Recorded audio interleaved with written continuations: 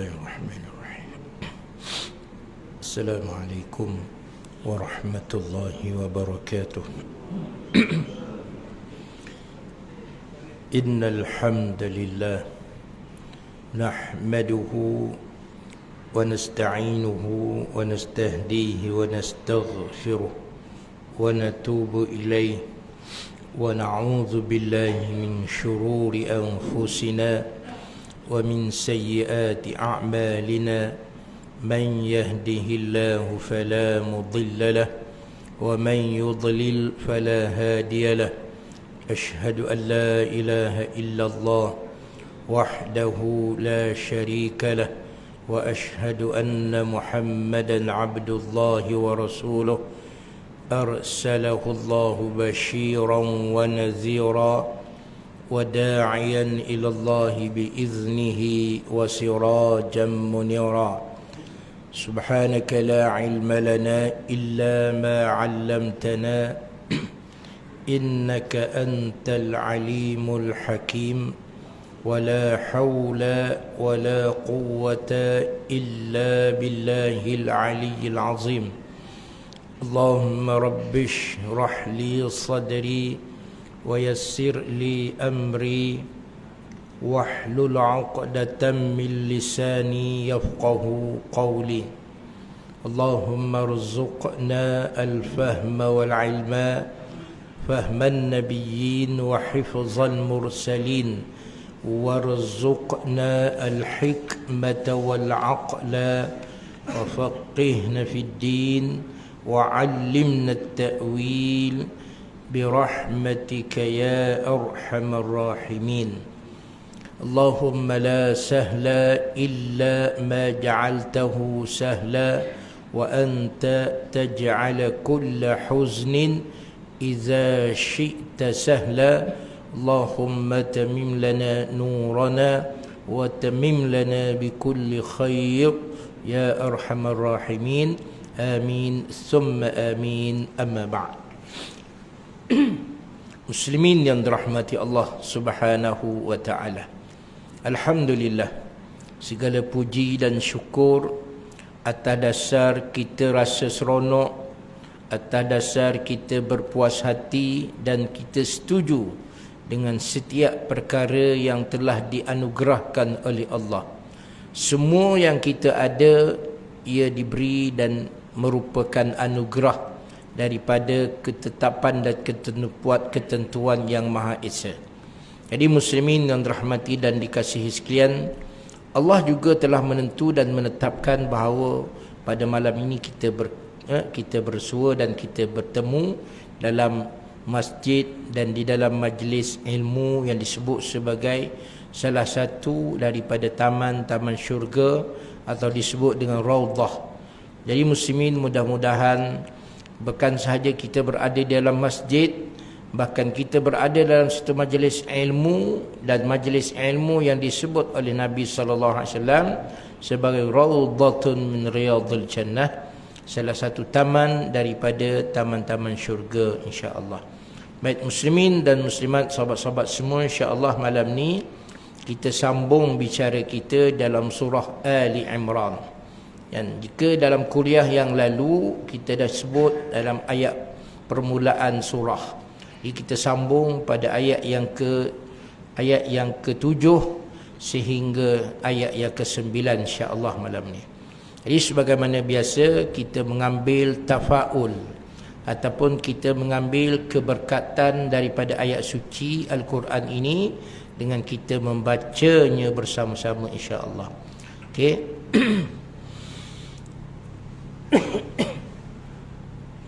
أعوذ بالله من الشيطان الرجيم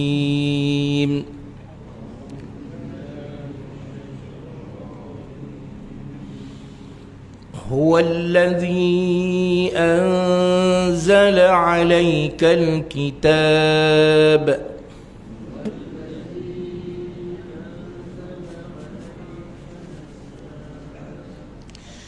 منه آيات محكمات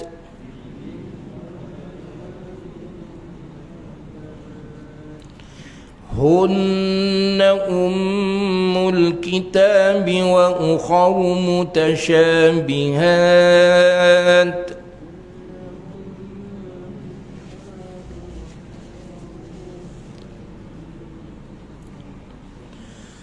فأما الذين في قلوبهم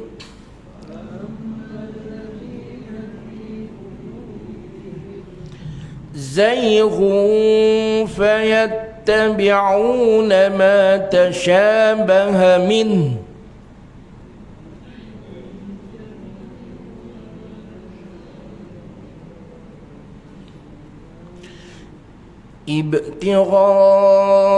ابتغاء الفتنة وابتغاء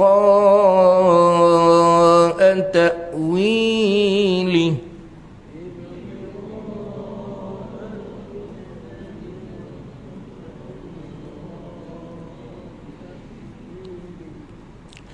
وما يعلم تأويله إلا الله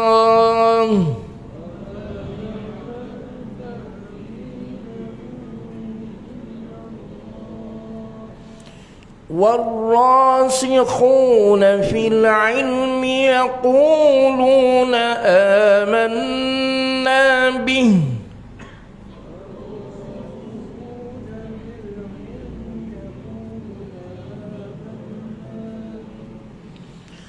يقولون آمنا به كل من عند ربنا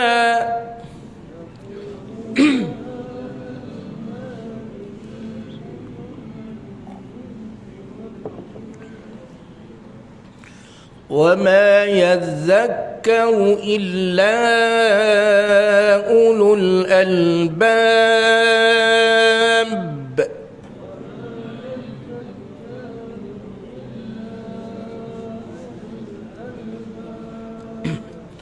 ربنا لا تزغ قلوبنا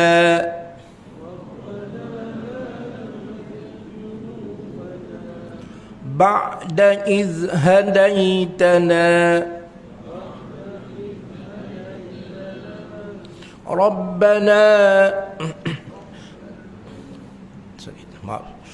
ربنا لا تزغ قلوبنا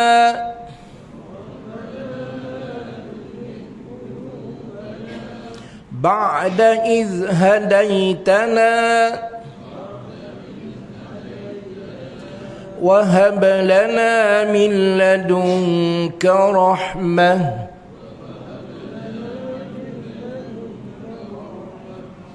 إنك أنت الوهاب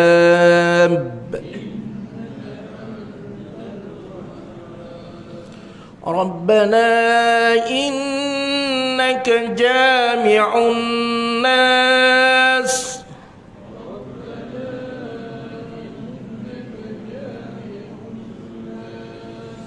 ليوم لا ريب فيه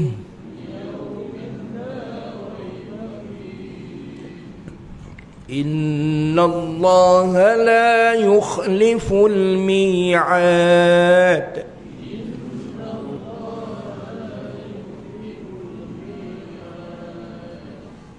Sadaqallahul Azim. Tuan-tuan dan puan-puan yang dirahmati Allah Subhanahu wa taala. Setelah mana daripada permulaan ayat surah Ali Imran, Allah Subhanahu wa taala telah menerangkan kepada kita mengenai turun dan isi ataupun kandungan Al-Quran, penjelasan dan penerangan yang diberi oleh Al-Quran. Maka kesinambungan daripada cerita Al-Quran, ke dalam ayat yang kita baca tadi, pertama Allah Subhanahu wa taala sebut ada ayat-ayat suci Al-Quran terbahagi kepada dua. Satu ayat yang disebut dengan muhkamat, satu ayat disebut dengan mutasyabihat. Ayat-ayat muhkamat, ayat-ayat yang mana isi kandungan ataupun penerangan, keterangan penjelasan yang jelas. Dan di mana ayat-ayat yang boleh disebut kita faham dengan jelas, tak ada kekeliruan langsung. Seperti ayat cerita sembahyang, cerita puasa, tak ada keliru. Dan tak ada yang khilaf. Ada kata wajib sembahyang, ada kata tak wajib sembahyang, tak ada. Kan? Jelas ayatnya. Manakala ayat-ayat mutasyabihat, maksudnya ialah ayat-ayat ataupun keterangan yang disampaikan tak jelas. Dia kata allati lam yazhar ma'naha wa lam yattadih. Makna dan pengertian ayat-ayat yang disampaikan itu tak jelas ataupun ada kesamaran. Perlu kepada penjelasan-penjelasan yang lain. Maknanya dengan kata lain, bila ada ayat-ayat di mana ulama khilaf ataupun ada perbezaan pandangan ulama mengenai sesuatu itu disebut sebagai ayat yang mutasyabih, ayat yang mempunyai keraguan ataupun mempunyai kesamaran. Oleh yang demikian, Allah Subhanahu wa taala jelaskan kepada kita dalam ayat yang kita baca tadi, dan dua ayat terakhir itu Allah Subhanahu wa taala sebut dengan satu doa. Di mana Allah Subhanahu wa taala menjelaskan ataupun nak bagi tahu di dalam menerima penjelasan, pencerahan, ketetapan-ketetapan yang disebut oleh Allah Subhanahu wa taala di dalam Al-Quran, yang terdapat ayat-ayat yang jelas ataupun keterangan-keterangan yang jelas, dan terdapat pula keterangan-keterangan yang tak jelas. Maka bagaimana dengan kita orang awam ini, tuan-tuan? Maka Allah Subhanahu wa taala ajar kita, apabila kita berada di antara dua penjuru atau berada di antara dua pilihan, maka kita perlu memohon ketetapan pendirian dan keteguhan pegangan kita. Hari ini manusia satu dari sudut agama satu, tetapi faham mengenai agama itu bercelaru. Sebab apa? Sebab ayat-ayat ataupun pandangan-pandangan daripada, bukan sahaja ayat daripada keterangan Allah, bahkan lebih-lebih lagi penjelasan yang dibawa oleh para ilmuwan, sebahagiannya mengelirukan. Oleh itu, kita jangan terkeliru, tuan-tuan. Kita ada Al-Quran cerita, sebut jika ayat Quran ada yang jelas, ada yang tak jelas, apatah lagi dengan manusia.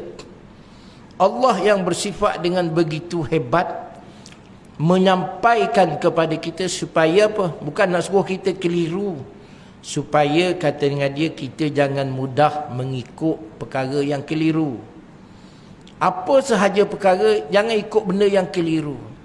Kita makan, keliru antara tengok benda ini baik ke tak baik. Kita tengok makanan ini masih masih elok ke dah basi. Kalau keliru jangan makan. Kan sebab boleh jadi sakit perut. Kalau makanan boleh menyebabkan sakit, bagaimana dengan benda agama, tuan-tuan? Jangan ambil yang keliru. Sebab tu Allah Subhanahu Nabi sebut dalam agama ni, da' ma yaribuk ila ma la yaribuk.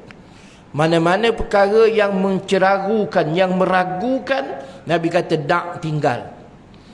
Maknanya kita orang awam jangan ngambil tengok benda yang ragu, ambil benda yang jelas. Kan? Contoh benda yang ragu, kita pun tak tahu, sampai ulama berselisih pandangan. Kita tentang Allah, berapa banyak benda Allah ragu, tuan-tuan. Sebab ada ulama sebut A, ada ulama sebut B. Contoh, dia sebut yadullahi fawqa aydihim. Dia sebut Ar-Rahmanu 'alal 'arsy istawa. Ayat tu memang boleh faham, tapi bagaimana penjelasan yang dibawa mencelarukan. Dia sebut tangan Allah di atas tangan-tangan mereka. Dia sebut Allah berada di singgasana di atas arasy. Tuan-tuan dan puan-puan, kita belajar tauhid. Ar-Rahmanu 'alal 'arsy istawa, Allah berada di singgasana arasy. Tuan-tuan rasa Allah ni perlu pada arash ke? Kalau kita kata, orang tanya Allah duduk mana? Allah duduk di arash. Kalau kita kata Allah, maknanya Allah perlu pada arash tak? Allah perlu pada arash ke? Arash tu yang perlu pada Allah. Mana kalau kita kata Allah duduk atas kursi, contoh kita kata Tuan Haji duduk atas kursi, mana Tuan Haji perlu pada kursi. Tak ada kursi tak boleh duduk, sakit lutut, sakit pinggang.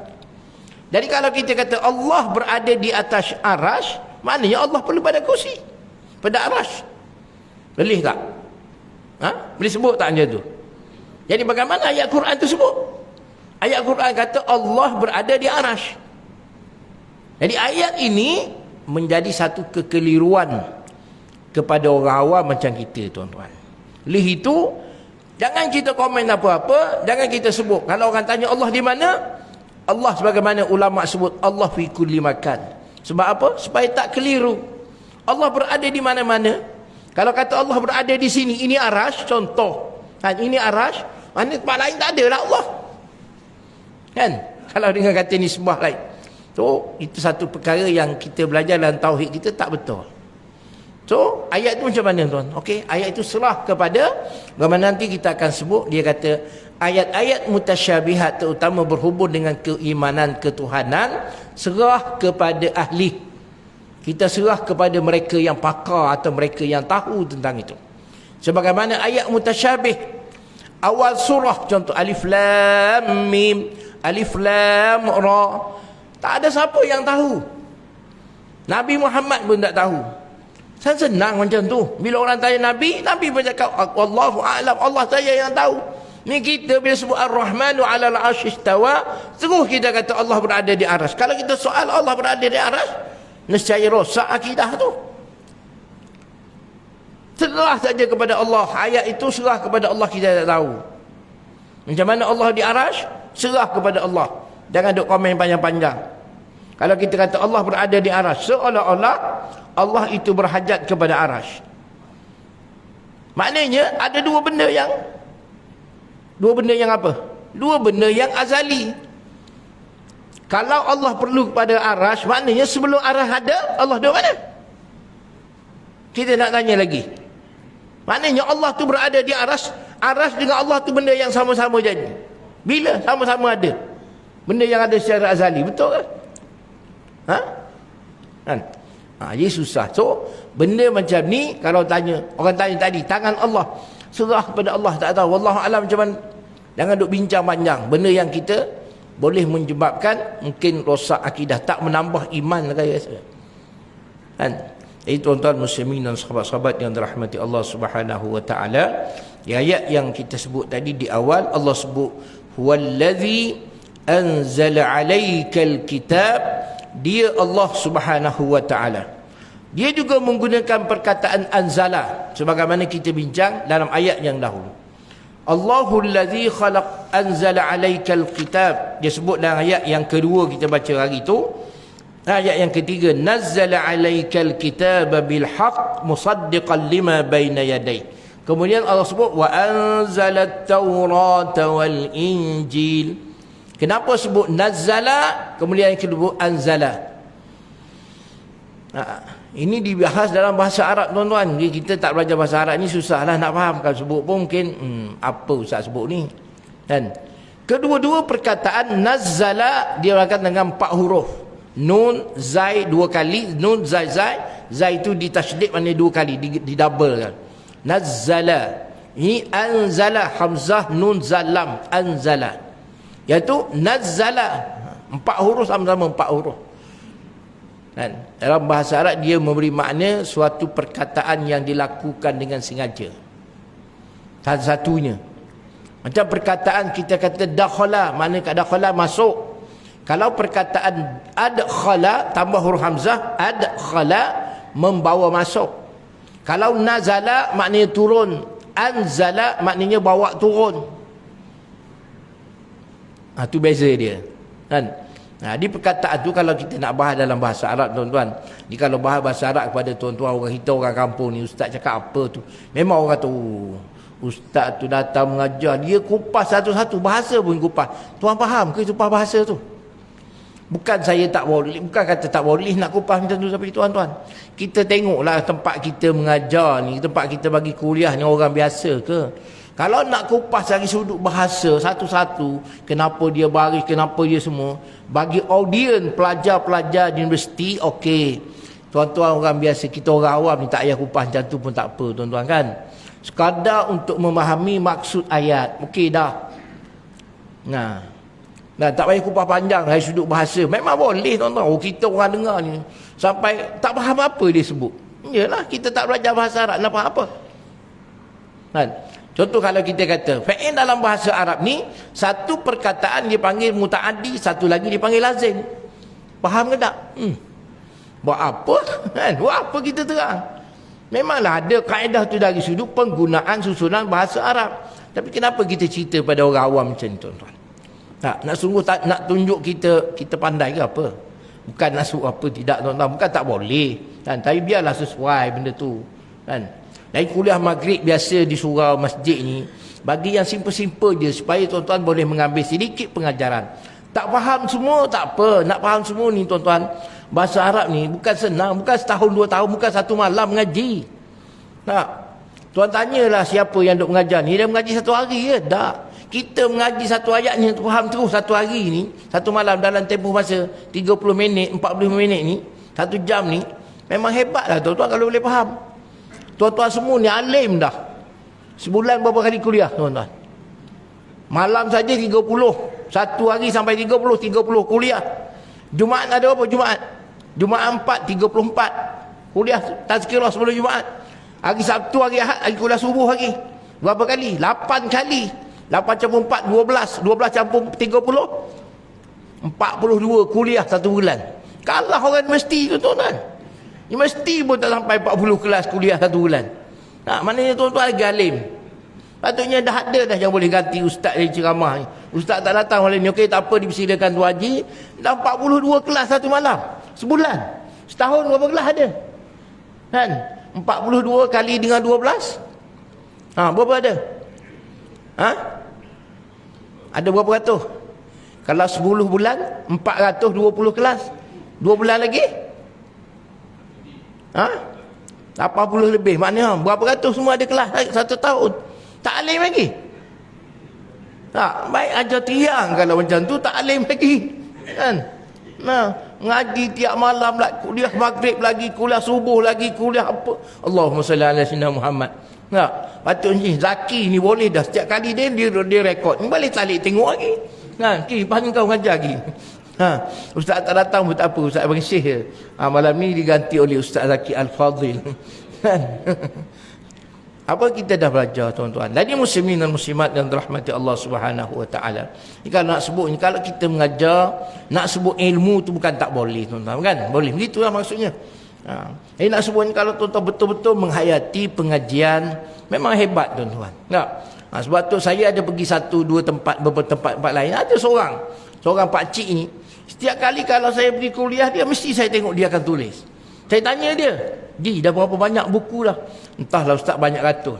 Setiap orang ustaz tu mesti dia buat nota. Dia menulis dia kerja dia. Bila sepanjang kita sampai kuliah tu, tulis dia kerja dia. Saya tanya dia, dah berapa buku dah? Dah banyak dah ustaz ni. Dia kata dah boleh jadi penulis buku dah dia. Kuliah-kuliah ustaz, kalau dia buat kumpul-kumpul jadi buku, Masya Allah, tabarakallah kan? Boleh jadi salah satu daripada dana masjid juga tu, cetak-cetak jual kepada jemaah kan. Bagus idea dia tu. Tapi tempat wallahu alam, orang nak menulis ni bukan rajin tuan-tuan kan. Baiklah muslimin dan rahmati Allah Subhanahu wa taala. Ini nak sebut pertamanya, Allah nyatakan kepada kita, Allah bawa turun Al-Quran, anzala alaika. Allah sebut dia turunkan Al-Quran ni, bawa turun Al-Quran kepada siapa? Alaika, kepada engkau. Engkau tu siapa? Nabi Muhammad sallallahu alaihi wasallam. Allah khitab 7 ayat ni secara khusus. Dia kata, dia bagi tahu Allah turunkan Al-Quran ni kepada baginda Nabi sallallahu alaihi wasallam. Minhu min apa? Minal kitab. Sebahagian daripada kitab Al-Quran yang diturunkan itu ayatun. Ada beberapa ayat ataupun ada ayat-ayat muhkamat, yang jelas penerangannya. Seperti ayat cerita tentang sembahyang, ya ayyuhallazina amanu kutiba alaikumus shiyam, ya ayyuhallazina amanu kutiba alaikum, ya ayyuhallazina amanu aqimus salah. Wahai orang beriman, dirikan salat. Tak ada keliru lah kan. Wahai orang beriman, difardukan puasa, tak keliru lah. Tapi ada ayat-ayat yang keliru macam tadi. Baik. Allah Subhanahu Taala sebut ayat-ayat yang jelas penerangan ni, yang mudah difahami ini, hunna ummul kitab. Ia merupakan ummul kitab, ibu kepada kitab. Maknanya ia merupakan asas utama di dalam Al-Quran. Nak sebutnya tuan-tuan, ayat-ayat yang mudah, yang faham ini, inilah yang sepatutnya diberi keutamaan. Nak cerita ayat-ayat mutasyabihat, ayat yang boleh keliru, ayat yang berselisih pendapat dalam pandangan ulama, ayat cerita sentuh antara lelaki dengan perempuan batal wudu, ayat itu mutasyabihat sebab tak jelas maknanya. Ada boleh faham macam-macam. Tak, kenapa nak bawa benda tu, nak debatkan benda macam tu? Tak payah. Sebab apa? Sebab Allah sebut bukan wa ukharu mutasyabihat, dan selain daripada ayat-ayat muhkamat tadi, yang ayat merupakan ummul kitab, yang keutamaan asas utama dalam Al-Quran, yang lain disebut wa ukharu dan lainnya mutasyabihat. Tak ada kesamaran. Tapi Allah tak sebut dah mutasyabihat. Maknanya dengan jelas Allah Subhanahu Taala nyatakan kepada kita tumpuan utama kita dalam mengaji, nak memahami Al-Quran, ngajilah ayat-ayat yang muhkamat, yang jelas itu. Ayat mutasyabihat serah kepada ahli dia, serah kepada ahli-ahli ilmu, ulama-ulama yang memahaminya. Biarlah mereka mencari. Kita orang awam tak payah.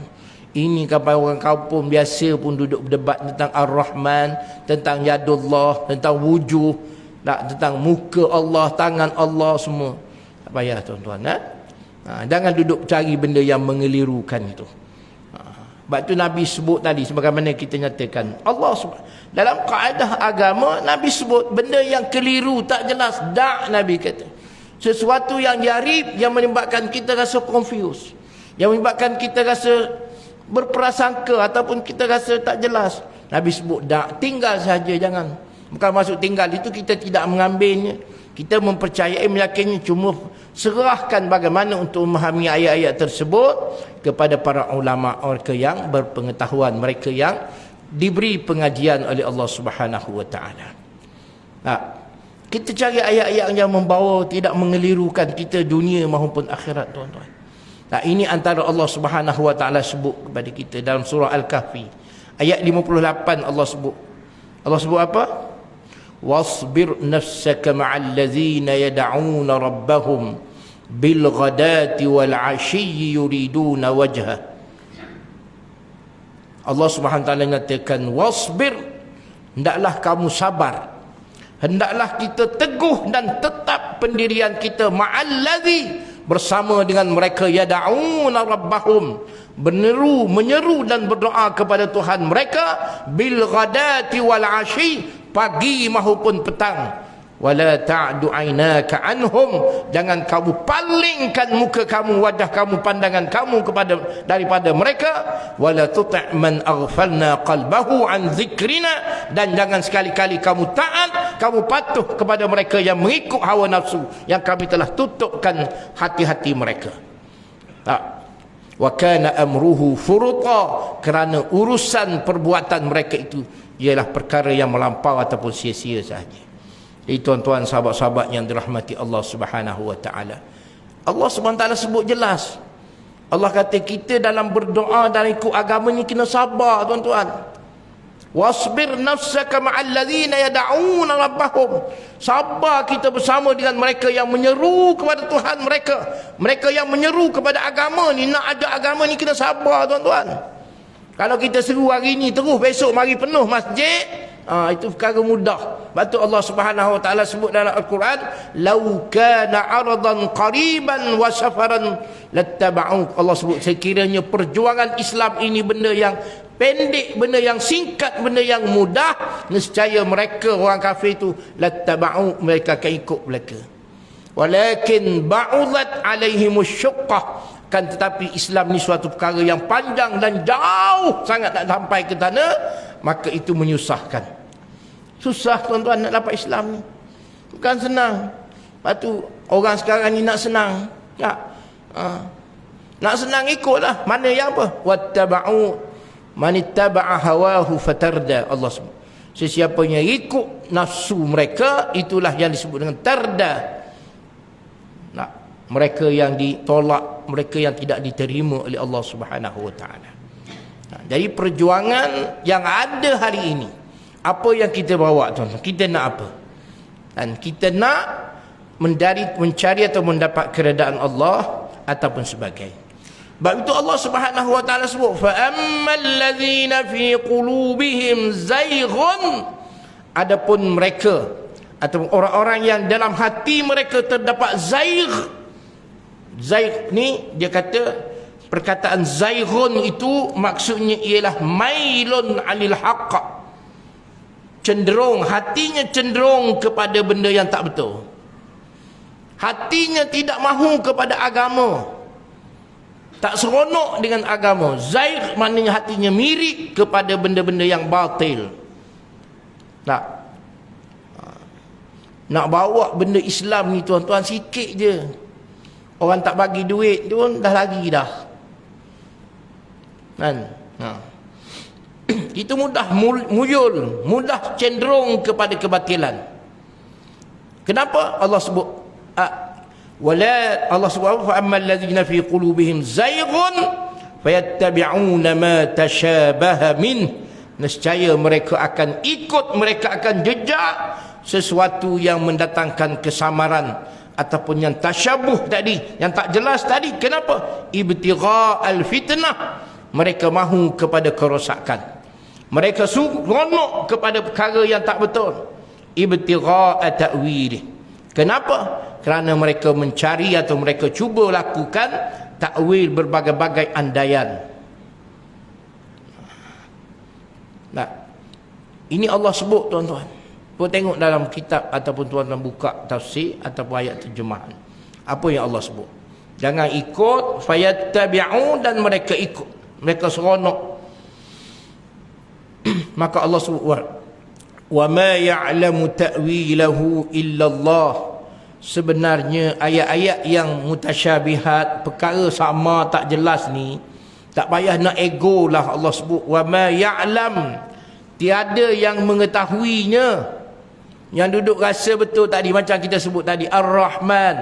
Ada sekelompok masyarakat kita, ada sebahagian daripada guru-guru seronok sebut Ar-Rahmanu 'alal arsh. Bila tebuk tanya mana Allah, aina Allah, di mana Allah? Allah di arasy. Sedangkan kita belajar sifat 20 secara Asy'ariyah, Imam Maturidi sebut bahawa Allah tidak berhajat kepada sesuatu. Mukhalafatuhu lil hawadis, qiyamuhu binafsih, Allah berdiri sendiri. Allah tak perlu pada arasy nak duduk. Di mana ayat ni? Tak. Lihitu wa ma ya'lam, Allah sebut tidak ada sesiapa yang tahu, yang benar-benar memahami takwil illallah, apapun andaian yang kamu sebut kecuali Allah. Warasikhuna fil ilm, dan mereka atau orang-orang yang Allah bagi ilmu yang rasikh, ilmu yang menetap di dada, ilmu yang masuk di dada itu, fil ilm, yaquluna amanna bihi kullum min 'indi rabbina.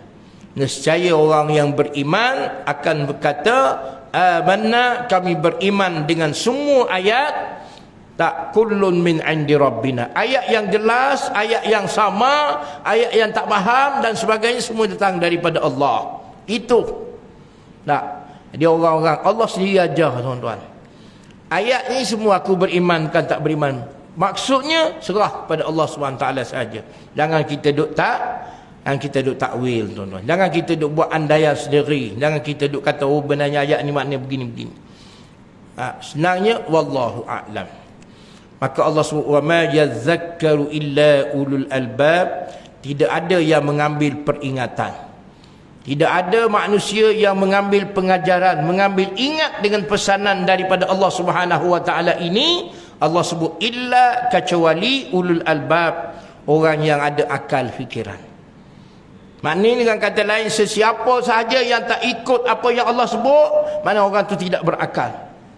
Nah, Allah sebut siapa yang mengambil pengajaran tadi siapa? Allah kata illa kecuali orang yang mempunyai ulul albab. Ulu ni maksudnya ialah zu ataupun mempunyai. Tak. Kalau ulu dalam bahasa Melayu kita ni ulu lain lah. Ulu maksudnya ulaika. Ula ataupun dalam bahasa Arab dia panggil satu kaedah, dia panggil ulu sama maknanya zu, mempunyai. Albab, bukan albab Ahmad Albab tu tuan-tuan. Tak. Albab tu yang ni Ahmad Albab tu bukan pintu. Albabu memang pintu. Albab ini asal daripada lubun. Mufrad dia, singular dia lub. Lub ni kacang. Kalau kita kata kacang, isi kat dalam tu dia panggil lubun. Kepala, isi dalam kepala ni dia panggil lub. Otak ni. Jadi ada dalam otak tu satu benda yang dipanggil lub. Dalam bahasa Arab. Kita mengaji bahasa ni tuan-tuan malam ni. Faham ke tak? Tak faham kokmu aku dah bagi tahu dah. Jadi perkataan albab dia plural kepada perkataan lub. Mana perkataan lub satu, bila sebut albab yang mempunyai banyak ni, banyak akal. Jadi Ahmad Albab maksudnya ialah yang terpuji mempunyai banyak akal, bukan banyak pintu. Bukan masuk pergi ketuk pintu. Memang perkataan babun albabu memang pintu, tapi bukan mana pintu sebenarnya tuan-tuan. Piramli tu cerdik orangnya, bukan tak cerdik. Tak cerdiknya kita yang duk tengok tu. Kan dia buat nama albab ketuk pintu. Oh, pintu bukan. Albab mana yang punya akal. Albab maknanya dalam ulul albab. Okey. Dia nak tahu ada akal tak ada akal. Dengar azan sekejap.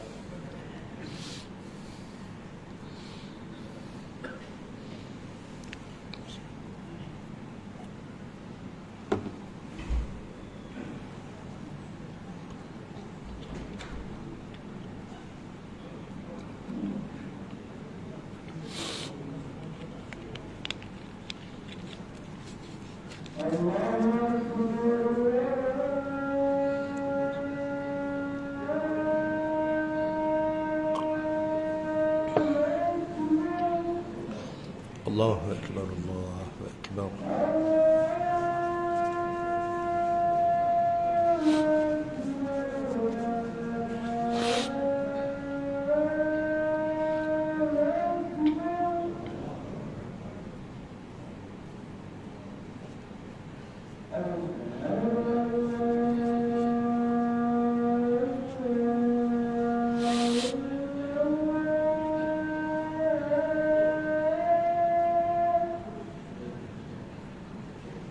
La ilaha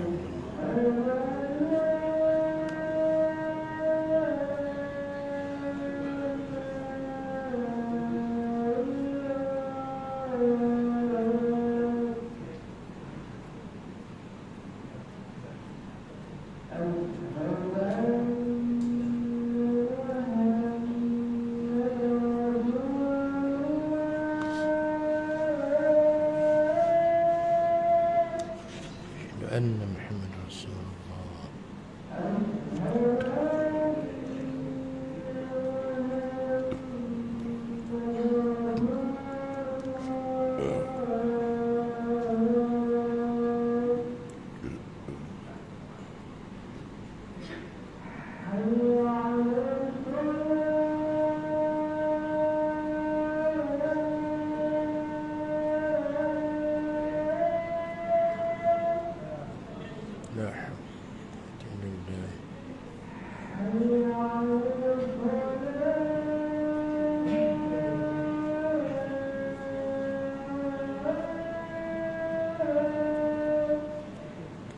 La hawla la hawla.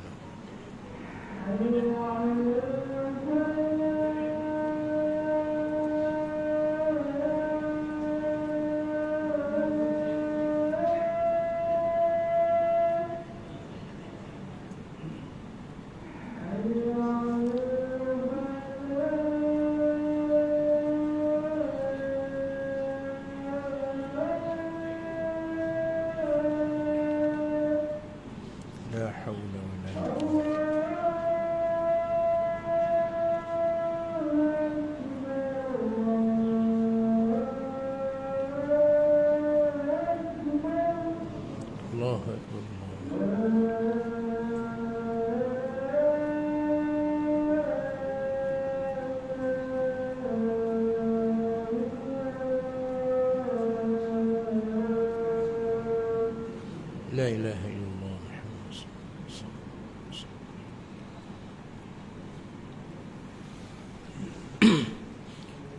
Baik, tuan-tuan muslimin dan rahmati Allah Subhanahu wa taala.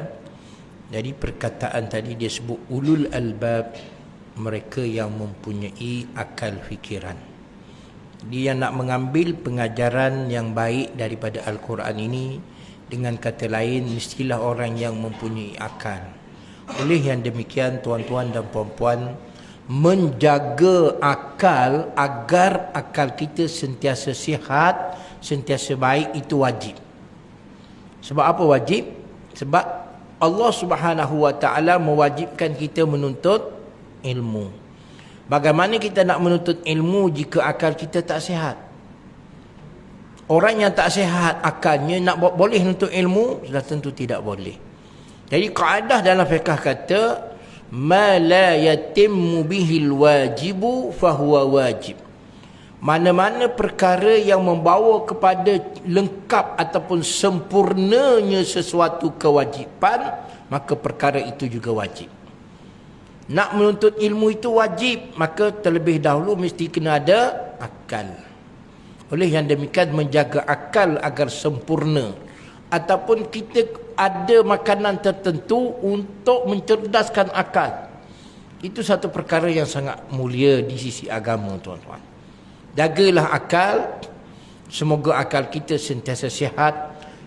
Bukan sahaja sihat untuk kita mengingati Allah, agar akal kita juga sihat untuk kita menerima panduan-panduan daripada Allah, agar akal kita juga mampu untuk memahami dan mentadabbur ataupun mengambil pengajaran daripada apa yang disebut oleh Allah Subhanahu wa taala dan dinyatakan oleh baginda Nabi.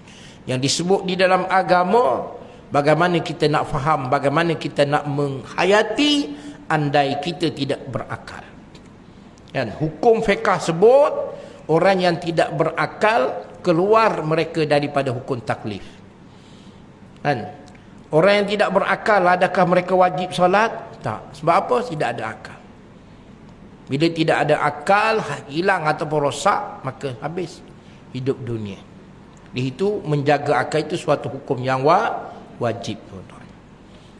Baik, kemudian Allah Subhanahu wa taala sebut ayat yang kemarin kita sebut tadi, ayat 8 dan ayat 9 ini sebagai satu doa. Sayyidatina Aisyah radhiyallahu anha, dia baginda Nabi sallallahu alaihi wasallam, kata dengan Sayyidatina Aisyah apabila kana Rasulullah sallallahu alaihi wasallam katsiran ma yad'u ya muqallibal qulub tsabbit qalbi ala dinik. Qultu ya Rasulullah ma akthar ma tad'u bihadha ad-du'a, faqala laysa min qalbin illa wa huwa baina usbu'ain min asabi'ir rahman, in sha'a an yuqimahu aqamah wa in sha'a an yuzighahu azaghahu Allah. Na'udzu billahi min dzalik.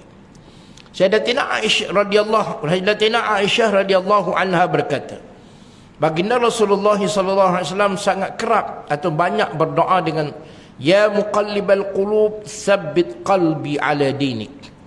Wahai Tuhan yang menukar dan membolak-balikkan hati, tetapkan hatiku di atas agamamu. Nabi minta doa tetap atas agama, tuan-tuan. Kalau kita nak kata secara lahir, secara zahir, secara nyata, Nabi ni tak tertukar dah, bukan macam kita, tuan-tuan. Kita sekali begini, sekali begitu, sekali sokong, kali dak, kali itu, kali ini. Orang tarik bantuan terus bagi sokongan. Tak bagi projek terus sokong, tuan-tuan. Ini manusia, kan? Apa manusia dia nak kepada kebendaan. Jadi Sayyidatina Aisyah kata, ya Rasulullah, wahai Rasulullah, kenapa banyak berdoa dengan benda tu? Doa ni doa ya muqallibal qulub.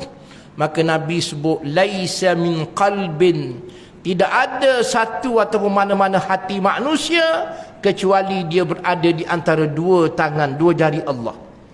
Di antara dua jari menjari-jari daripada tangan Allah. In syaa, sekira Allah kehendaki, Allah teguhkan dia. Sekiranya Allah kehendaki, hati manusia yuzighahu, Allah balik, Allah pusing dia, Allah akan pusing. Allahu akbar.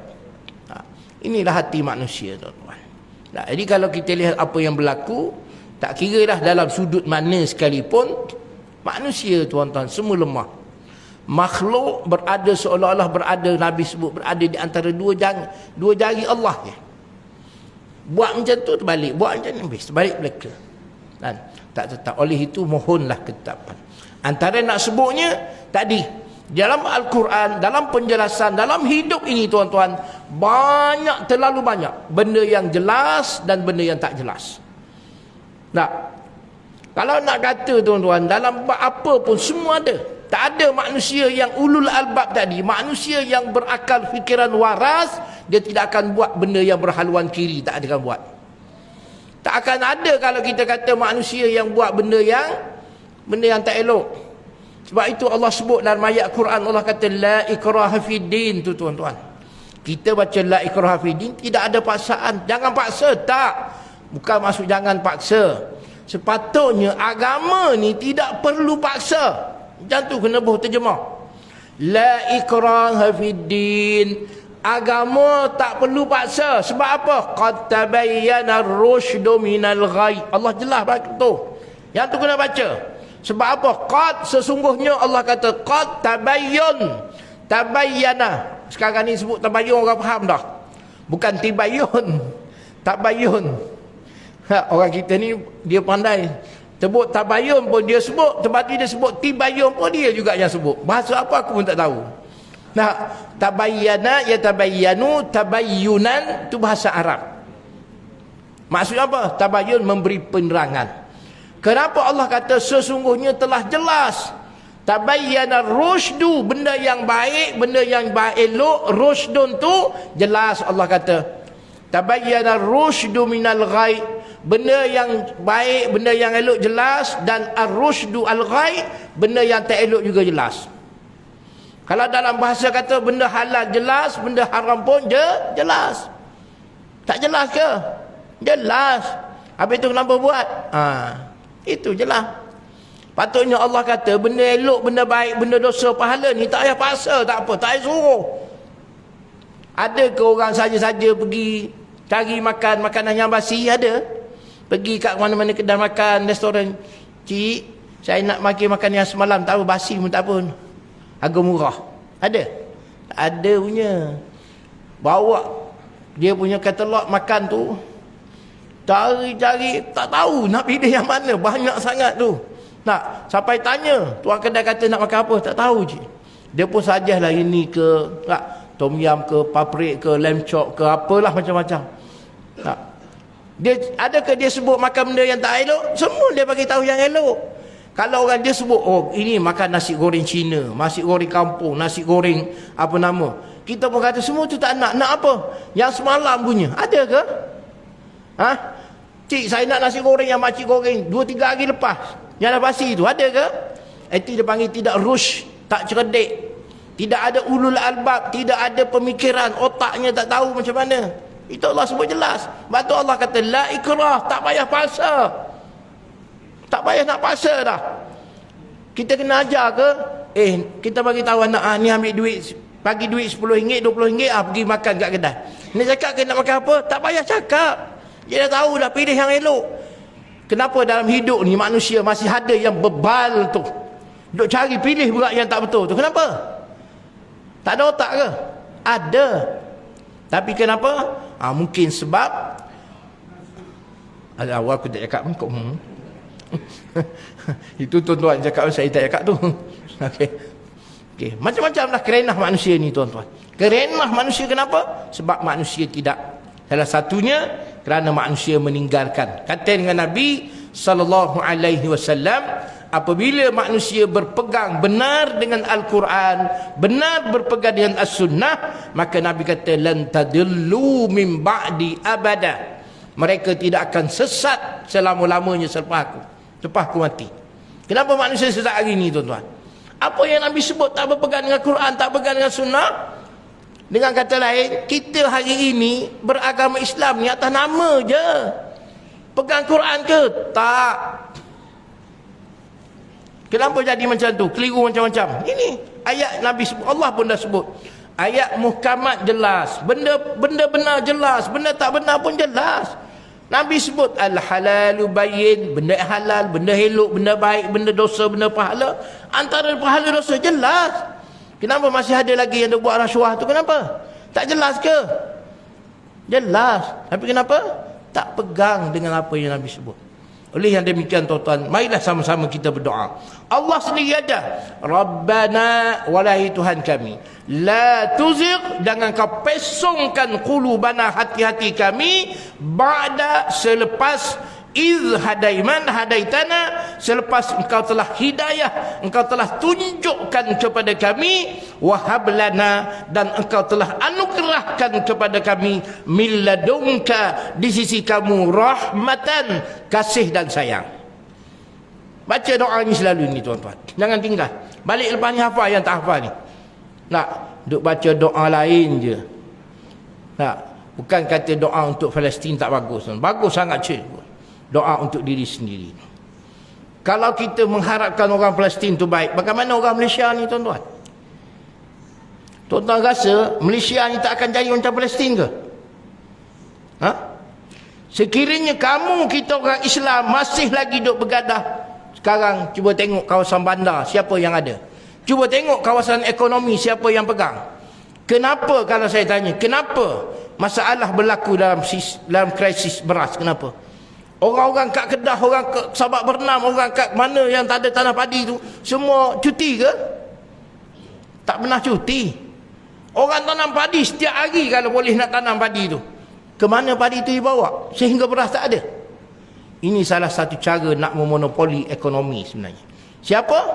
Tengok siapa yang merentah. Saya tidak sebut tuan-tuan. Kalau tuan-tuan baca dalam Al-Quran, saya pernah sebut cerita Talut dan Jalut. Kan? Akhir surah Al-Baqarah kita baca hari itu. Kenapa Talut perang dengan Jalut? Adakah kerana mereka tidak dapat menguasai Laut Merah? Tidakkah begitu? Apa maksud laut tuan-tuan? Laut ialah sumber ekonomi. Siapa yang minta supaya Nabi Samuel itu doa kepada Allah lantik seorang pemimpin yang boleh mengemudi tentera? Siapa? Bani Israel. Antaranya ialah orang Yahudi. Yahudi ni tuan-tuan bukan berani mana pun. Nah, dia tak boleh nak buat apa dah dengan tentera-tentera Jalut yang menguasai. Jalut menguasai ekonomi sepanjang Laut Merah tu, dia berkuasa. Orang lain tak boleh masuk tuan-tuan. Bagaimana Firaun buat di negara Mesir, menguasai sepanjang sungai Nil, sehingga dia kata Nil itu, sungai Nil berada di bawah kuasa dia. Al-Quran sebut. Apa itu sungai Nil? Sumber ekonomi, air, makanan, pencarian. Zaman dahulu tak ada orang jadi kontraktor tuan-tuan. Zaman Nabi Firaun ada. Zaman Firaun ada kontraktor ke? Tak ada tuan-tuan. Mereka adalah nelayan-nelayan. Jadi sumber ekonomi dimonopoli oleh Firaun. Sekarang ni siapa monopoli ekonomi di negara Malaysia tuan-tuan? Bukan saya nak mengajak tuan-tuan benda buat tak salah, benda tak betul, tak. Jangan tuan-tuan rasa berpolitik sehingga tergadainya jadi Palestin. Ingat tuan-tuan. Nah, Allah tunjuk kepada kita rakyat seluruh dunia bahawasanya Palestin asalnya siapa? Dibawanya orang-orang Yahudi atau Bani Israel itu masuk ke Palestin sebagai apa? Sebagai apa tuan-tuan? Pekerja ladang. Ladang apa? Pekerja ladang apa nama? Gandum. Sebab Palestin dia mempunyai tanah yang subur. Palestin tanah dia subur tuan-tuan. Sebab tu di Palestin dia ada, kalau tuan-tuan beli buah kurma yang besar tu, majhul atau makjul tu, dia ada dua negara. Salah satunya daripada Palestin, selain daripada USA. Daripada California tu yang besar. Kan? Majhul tu atau makjul kita panggil. Salah satu makjul tu ialah makjul yang datang daripada negara Palestin tuan-tuan. Saudi tak ada. Negara Saudi tak ada makjul tu, yang besar tu tak ada. Bukan kata dia tak tanam, tak sesuai tanah. Kan? Buah yang besar-besar tu, kan? Kalau kita buka puasa tu makan sebiji pun dah kenyang. Besar buah dia tu. Ini nak sebutnya tuan-tuan, ekonomi tu begitu. Ini nak sebutnya Allah Subhanahu Wa Taala ajar kepada kita supaya kita ni berdoa tuan-tuan. Allahumma rabbana la tuzigh, tuan-tuan boleh masuk Allahumma rabbana la tuzigh qulubana ba'da idh hadaitana wa hab lana min ladunka rahmah innaka antal wahhab. Sesungguhnya engkau lah yang maha pemberi anugerah, maha pemberi sesuatu. Rabbana, wahai Tuhan kami, innaka, sesungguhnya engkau, jami'un nas, engkau yang akan menghimpun sekalian manusia, liyaumin, pada satu hari, la raiba fi, yang tidak ragu lagi. Allah akan himpun semua manusia pada satu hari, yang kita panggil hari selepas hari kiamat, pada mahsyar, tuan-tuan. Tak, di padang mahsyar. Sebenarnya perkataan mahsyar itu daripada perkataan hasyara. Hasyara bahasa Arab maknanya himpun. Mahsyar tempat berhimpun. Jadi padang tempat berhimpun. Dalam bahasa orang putih panggil assembly tu. Lebih kurang tahu ya. Tapi anak kita ni mengaji bahasa Arab, oh padang mahsyar.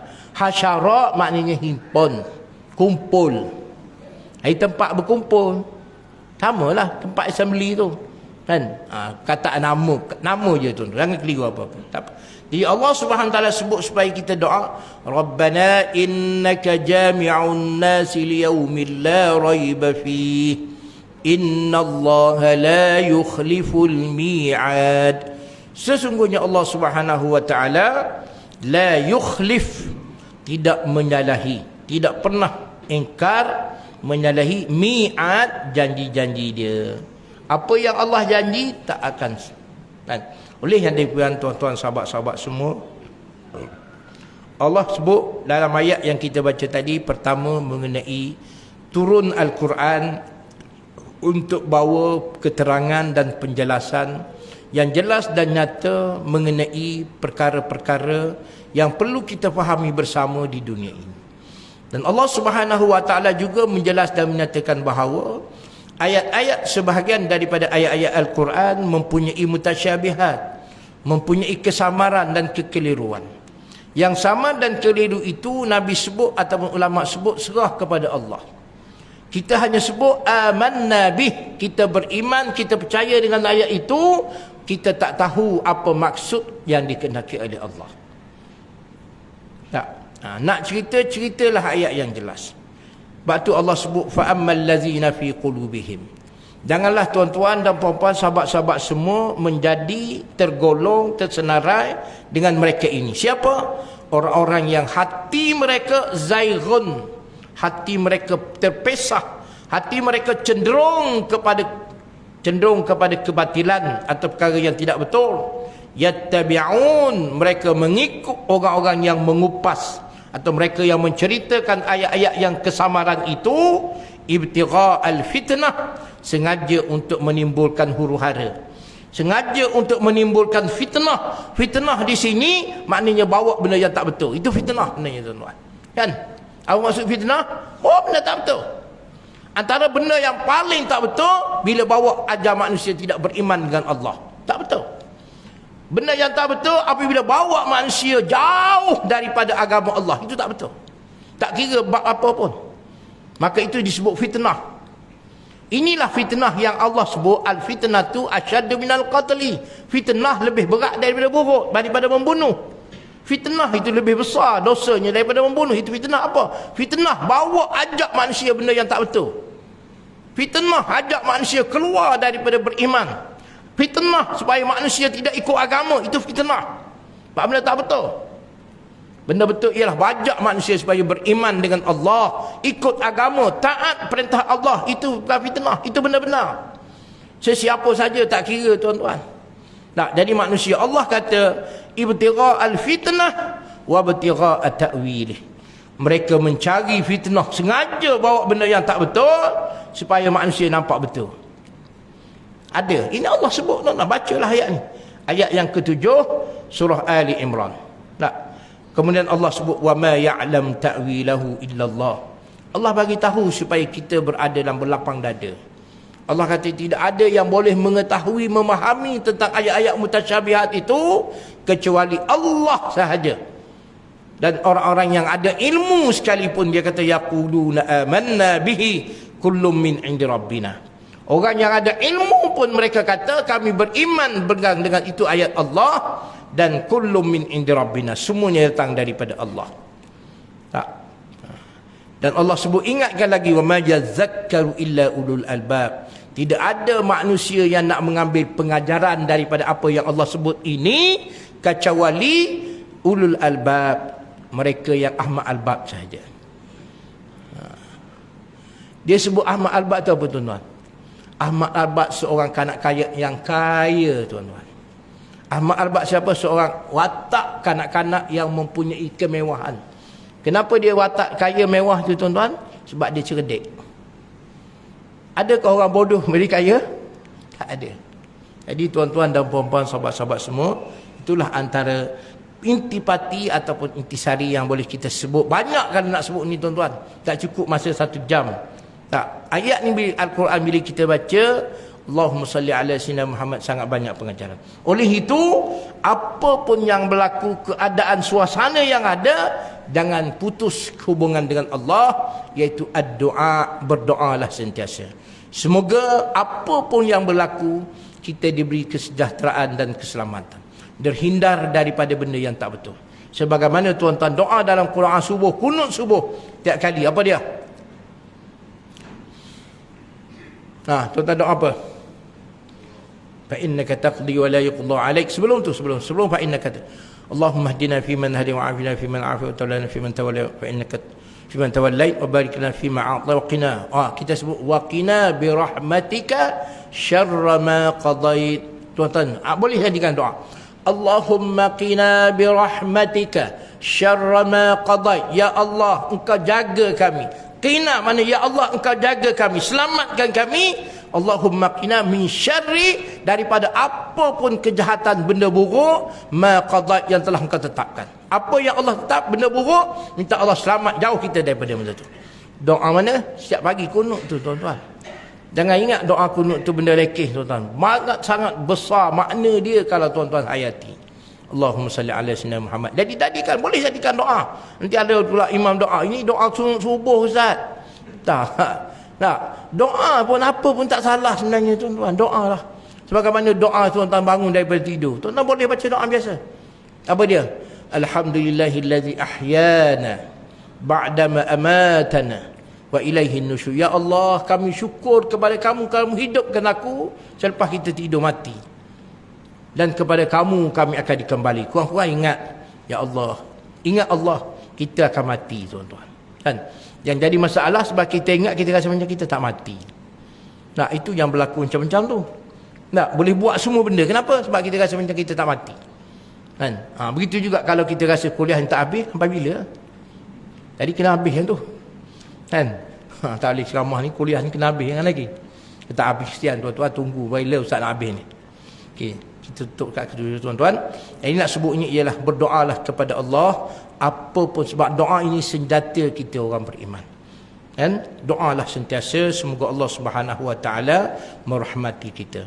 Berdoalah sentiasa semoga Allah Subhanahu wa taala mengasihi dan menyayangi kita. Semoga Allah merestui dan meredai kita, dan Allah bagi kepada kita keberkatan dan kemuliaan dalam hidup dunia dan akhirat. Semoga apa yang saya sebut pada malam ini diberi kebaikan oleh Allah Subhanahu wa taala, dan kita akan bersama bukan sahaja di dunia ini, bahkan kita akan bersama sehingga ke dalam syurga insya-Allah. Yang baik datang daripada Allah Subhanahu wa taala, yang kurang itu daripada kelemahan diri saya, minta ampun dan maaf pada semua. Moga-moga ada masa dan ketika kita jumpa lagi. Aqulu qawli hadza wa astaghfirullahal azim li wa lakum. Assalamualaikum warahmatullahi wabarakatuh. Bismillahirrahmanirrahim. Alhamdulillahi rabbil alamin. Wassalatu wassalamu ala rasulihil amin wa ala alihi wa sahbihi ajma'in. Allahumma ya Rahman ya Rahim. Ya Allah, ya Tuhan kami, dengan kasih dan sayang-Mu, Engkau ampunkanlah dosa-dosa kami yang kami lakukan dengan sengaja ataupun tidak, dosa yang besar maupun yang kecil. Ya Allah, Engkau sucikanlah hati sanubari kami daripada segala dosa dan noda. Engkau buka pintu hati kami, Engkau lapangkan dada kami, Engkau tenangkan akal fikiran kami, dan Engkau curah ke dalam sanubari kami ilmu pengetahuan yang memberi kebaikan keimanan kami, memberi kebaikan dan manfaat untuk meningkatkan atau menambah dan meningkatkan ketakwaan kami, perhambaan kami, pengabdian kami, ketaatan dan kepatuhan kami. Semoga dengan demikian ya Allah kami diberi kemenangan dan kejayaan di dalam hidup dunia, dan kemenangan serta kejayaan yang lebih besar dan hakiki apabila kami berada di akhirat sana bersama dengan para nabi dan rasul alaihi wassalatu wassalam, bersama dengan para siddiqin, para syuhada dan salihin, wa hasuna ulaika rafiqa. Wa sallallahu ala Muhammadin wa ala alihi wa sahbihi ajma'in. Walhamdulillahi rabbil alamin. Qabbalallahu minkum.